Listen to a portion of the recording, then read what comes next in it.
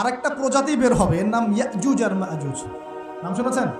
এই যে এই সূরার মধ্যেই আছে, এই সূরা কাহাফের কথা বললাম না, সূরা কাহাফের পিছনের দিকে আছে ইন্না ইয়াজুজ ওয়া মাজুজ মুফসিদুনা ফিল আরদ। যুলকারনাইন বাদশার কথা পড়বেন, তিনি যে দেয়াল নির্মাণ করে দিয়েছিলেন লোহা এবং তামা দিয়ে, মনে আছে, পড়েছেন? আচ্ছা, এই ইয়াজুজ আর মাজুজ যখন বের হবে, পৃথিবীর পানি খেয়ে শেষ করে ফেলে দিবে।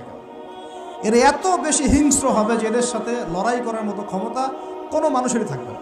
এমনকি ঈসা আলাইহিস সালামেরও নয়। ঈসা আলাইহিস সালাম তুর পাহাড়ে চলে যাবেন মুসলিমদেরকে নিয়ে, তুর পাহাড়ের ভিতরে মুসলিমরা সেখানে লুকিয়ে থাকবে, পৃথিবীর মেসাকার অবস্থা হয়ে যাবে, পৃথিবীর পানি খেয়ে শেষ করে ফেলে দিবে হিংস্র প্রজাতি। তখন ঈসা আলাইহিস সালাম আল্লাহর কাছে দোয়া করবেন, আল্লাহ এই বিভৎস জাতিকে ধ্বংস করো। আল্লাহ রাব্বুল আলামিন তখন ওই ইয়াজুজ আর মাজুজের এই কাঁধে, ঠিক কাঁধের মাঝখানে একটা ভাইরাস জন্ম দিবেন। কি জন্ম দিবেন? ওই যে বলি না মহামারীর ভাইরাস, অমুক ভাইরাস তমুক ভাইরাস, এই ভাইরাস আরও সামনে আছে বাকি এখন। ওই ভাইরাসে, ওই পোকায়, ওই ব্যাকটেরিয়া বা যেটাই হোক আল্লাহ পাক যাই দিবেন, এতে করে ইয়াজুজ আর মাজুজের পুরো প্রজাতি ধপ ধপ ধপ করে মারা যাবে। মানে এটা ছোঁয়াচে রোগ হবে। কি রোগ হবে? ছোঁয়াচে। ঠিক যেমন আমরা একটু করোনায় দেখলাম না, একজন থেকে আরেকজন, একজন থেকে আরেকজন, এরকম জিনিস চলবে আরও বিশ্বে। আর এখনকার নতুন রিসার্চ হচ্ছে ওই সাইবেরিয়া অঞ্চলের যে বরফগুলো আছে না, ওর নিচে এই 1 লাখ বছর, 1.5 লাখ বছর, 2 লাখ বছর আগের ভাইরাসগুলো নতুন করে জায়গা শুরু করেছে এখন। হ্যাঁ, এগুলো বিজ্ঞানীরা বলছেন যে এগুলো আবার কোন দিন জানি পৃথিবীতে আত্মপ্রকাশ করা শুরু হয়। সব কিছুই ঘটবে। বিশ্বটার খুব রহস্য আছে, বিশ্বটার অনেক রহস্য আছে। আল্লাহ পাক এগুলো খেলার ছলে সৃষ্টি করেন নাই, পরীক্ষা। লিয়াবলুয়াকুম আইয়ুকুম আহসানু আমালা, আল্লাহ পাক বলেছেন। এরপরে ইয়াজুজ আর মাজুজের সব প্রজাতি মারা যাবে। নবীজি বলছেন জমিনে কোনো জায়গায় ফাঁকা থাকবে না, সমস্ত জায়গাতেই ওদের দেহ পড়ে থাকবে। আল্লাহু আকবার। এরপরে ঈসা আলাইহিস সালাম আল্লাহকে বলবেন, আল্লাহ জমিনটাকে পবিত্র করে দাও। আল্লাহ পাক কি করবেন জানেন? বড় বড় নখরওয়ালা, বড় বড় নখ আছে, নখ দেখেছেন? বড় বড় বড় বড় নখওয়ালা একটা স্পেশাল প্রজাতির পাখি আল্লাহ পাঠাবেন। কি পাঠাবেন? পাখি। এটা কোন পাখি, কি নাম আমরা জানি না, মহাবিশ্বের কোন জায়গা থেকে আসবে তাও জানি না, পৃথিবীতে আসে কিনা তাও জানি না, আল্লাহ পাঠাবেন। আবাবিল, তয়রন আবাবিল যখন আল্লাহ পাখি পাঠিয়েছিলেন না, ও আরসালা আলাইহিম তয়রন আবাবিল, আসলে ওই পাখির নাম কিন্তু আবাবিল না, আবাবিল মানে হচ্ছে ঝাঁকে ঝাঁকে। তো ওই পাখি কি আর দেখা গেছে? ওই রকম করে পাথর কেউ নিক্ষেপ করেছে? আর ঠিক এরকম করে এই এক শ্রেণীর পাখি আল্লাহ পাঠাবেন যাদের নখগুলো খুব বড় বড় হবে, বিশাল বিশাল নখ। এই নখগুলো দিয়ে তারা দেহগুলোকে উঠাবে, উঠিয়ে নিয়ে কোথায় যে ফেলে দেবে আল্লাহ ভালো জানে। সুবহানাল্লাহ, আল্লাহু আকবার। আল্লাহ পাক বিশ্বে কত কি বাকি রেখেছেন এখন। এরপরে আল্লাহ পাক কি করবেন জানেন? আল্লাহ পাক বৃষ্টি বর্ষণ করবেন। এত বেশি বৃষ্টি হবে, এত বৃষ্টি হবে, জমিন ধুয়ে পরিষ্কার হয়ে যাবে।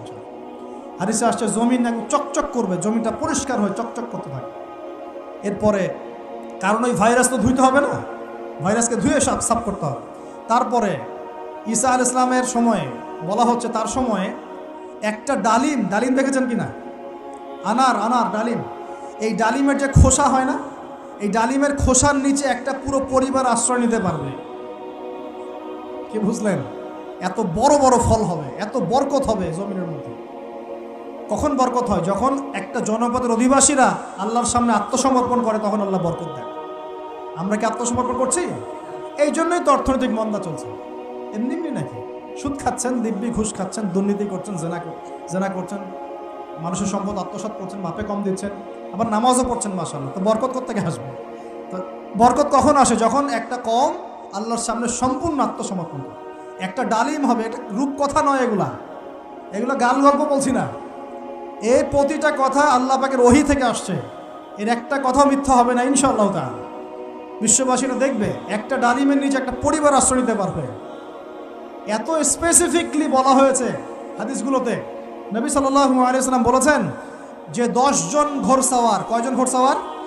10 জন ঘোড়সওয়ার বের হবে ইমাম মাহদীর সময়, যারা খোঁজ নিতে যাবে যে দেখি দাজ্জাল বের হয়েছে কিনা। ঘোড়ায় করে খোঁজ নিতে যাবে, দেখি দাজ্জাল বের হয়েছে কিনা।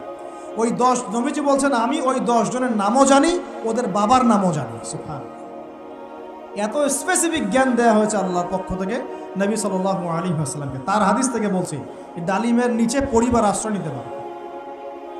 তো অনেকে হয়তো হাসবে, কি বলে একটু উল্টা পাল্টা কথা, তাই না? নাস্তিকরা মনে করতে পারে যে হাসবে, আরে হাহারি এক দিয়ে রেখে দেবে। এখন মানুষ ফেসবুকের মতো চিন্তা করে, ফেসবুকের মতো হাসে, ফেসবুকের মতো কাঁদে, মানুষ এখন রোবটিক হয়ে গেছে, ঠিক আছে? আচ্ছা, তো এরপর কি? এরপরে বরকতের এই সময়টা শেষ হয়ে যাবে কখন? যখন মানুষ আবার সেই জেনা, পাপ, শিরিক, কুফর এগুলোতে লিপ্ত হবে। আল্লাহ রাসূল বলছেন এমন একটা মানুষও বাকি থাকবে না, একটা মানুষও না যে খালি লা ইলাহা ইল্লাল্লাহ কালিমাটা পড়তে জানে, এমন একটা মানুষও বাকি থাকবে না। বলেন নাউযুবিল্লাহ। ওরা হবে এই পৃথিবীর সবচেয়ে নিকৃষ্ট মানুষ। ওদের চেয়ে নিকৃষ্ট কোনো মানুষ এই পৃথিবীতে হবে না। এখনও কি এরকম সময় আসে নাই? এখন কি লা ইলাহা ইল্লাল্লাহ আছে না? পূর্ণাঙ্গ প্রয়োগটা নাই, কিন্তু কালিমা তো আছে কি না? তখন নবীজি বলছেন এমন একটা যুগ আসবে যে লা ইলাহা ইল্লাল্লাহ বলার মতো একটা মানুষ খুঁজে পাওয়া যাবে না। আর মানুষ রাস্তাঘাটে কুকুরের মতো জেনা করবে। রাস্তাঘাটে কুকুর যেমন সঙ্গম করে না রাস্তাঘাটে, ওই রকম করে মানুষ রাস্তাঘাটে জেনা করবে। ওই সময়ে আল্লাহ রাব্বুল আলামিন পশ্চিম দিক থেকে সূর্য উঠাবে। কোন দিক থেকে? সূর্য সত্যি পশ্চিম দিকে উঠবে। পৃথিবী একদিকে ঘুরছে না এখন? কে জানে আল্লাহ পাক পৃথিবীর ঘূর্ণন থামিয়ে উল্টা দিকে ঘোরাতে পারেন না? অবশ্যই পারেন। আল্লাহ পাকের জন্য এটা খালি বলা কুন ফায়াকুন, হও হয়ে গেল বাস। পুরো বিশ্বের বড় বড় ডিপার্টমেন্টগুলো কারা নিয়ন্ত্রণ করছে?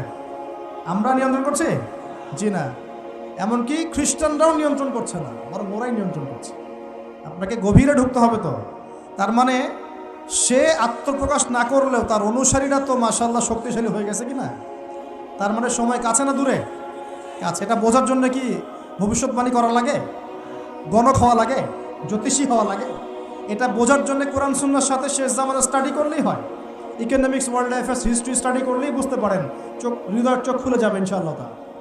আল্লাহ পাক বোঝার তৌফিক দান করুন। এখন সে বের হয়ে বিশ্বটাকে শাসন করবে ঠিক, কিন্তু তার সাথে লড়াই করার ক্ষমতা ওই সময় মুসলিমদের থাকবে না। তখন আল্লাহ পাক পাঠাবেন ওই যে সত্যিকারের মাসিহ ঈসা আলাইহিস সালাম। তাকে পাঠাবেন। তিনি নামবেন সিরিয়ায়। কোন দেশে? সিরিয়ার দামেশকে তিনি নামবেন দুজন ফেরেশতার কাঁধে ভর দিয়ে। তখন তার চুলগুলো দিয়ে টপ টপ করে মুক্তার মতো পানি ঝরতে থাকবে, এমনটা হাদিসে বলা হয়েছে। সুবহানাল্লাহ। এত স্পেসিফিকলি হাদিসে বলা হয়েছে এটা হবে, এইটা হবে, ওইটা হবে, একদম স্পেসিফিকলি। তারপরে ঈসা আলাইহিস সালাম তিনি যখন ওই মুসলিমদেরকে পেয়ে যাবেন, তাকে ইমামতি করতে বলা হবে। ঈসা আলাইহিস সালাম বলবেন, না, আমি ইমামতি করতে পারবো না। ইমামতি এই উম্মতের জন্যই করা হয়েছে। বলেন সুবহানাল্লাহ। আমাদের ইমাম ইমামতি করবেন, তিনি পিছনে মুক্তাদি হবেন। একজন নবী মুক্তাদি হবেন আর ইমাম ইমামতি করবে। চিন্তা করতে পারেন?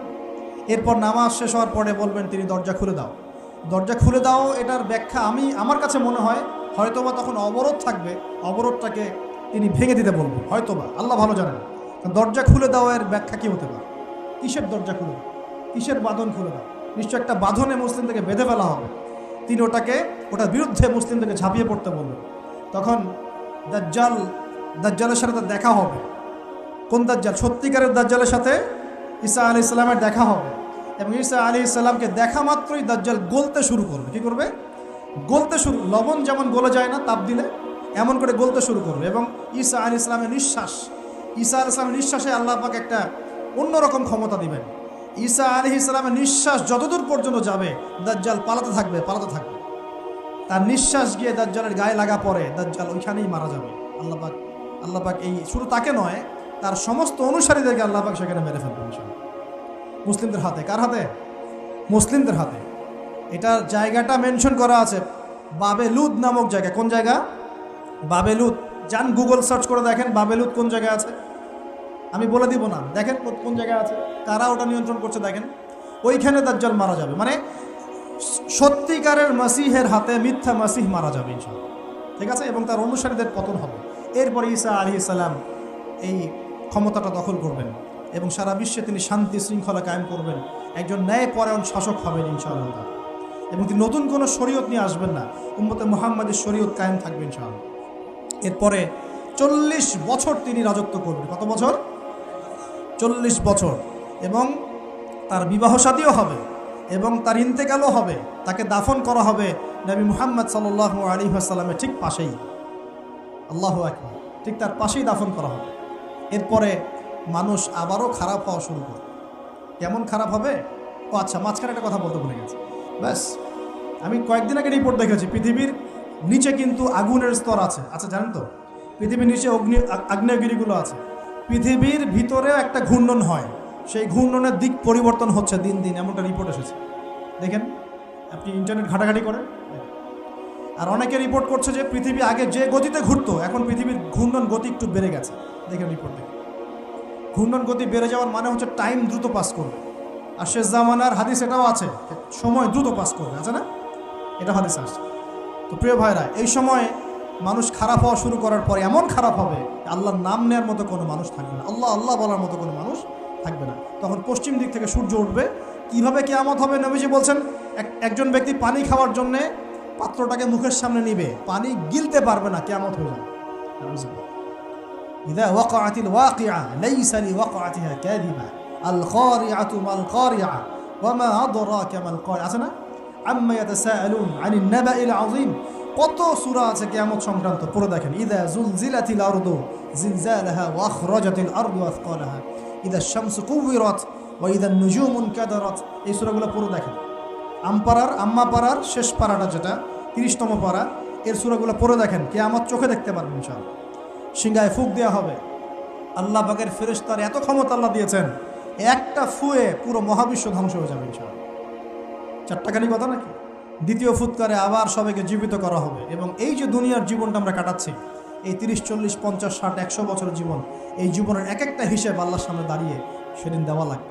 অতএব এই দুনিয়ার জীবনটাতে প্রস্তুতি গ্রহণ করি, 5 ওয়াক্ত নামাজ পড়ি, যাকাত দেই, কালিমা বোঝার চেষ্টা করি, আল্লাহ তাওহীদ শিখি, জানি, বুঝি, নবীর সুন্নত অনুযায়ী আমল করি, হালাল খাই, পরিবার গড়ি, মানুষকে সৎ কাজের দাওয়াত দেই, অসৎ কাজে নিষেধ করি, ইসলামকে আল্লাহর জমিনে প্রতিষ্ঠা করার চেষ্টা করি।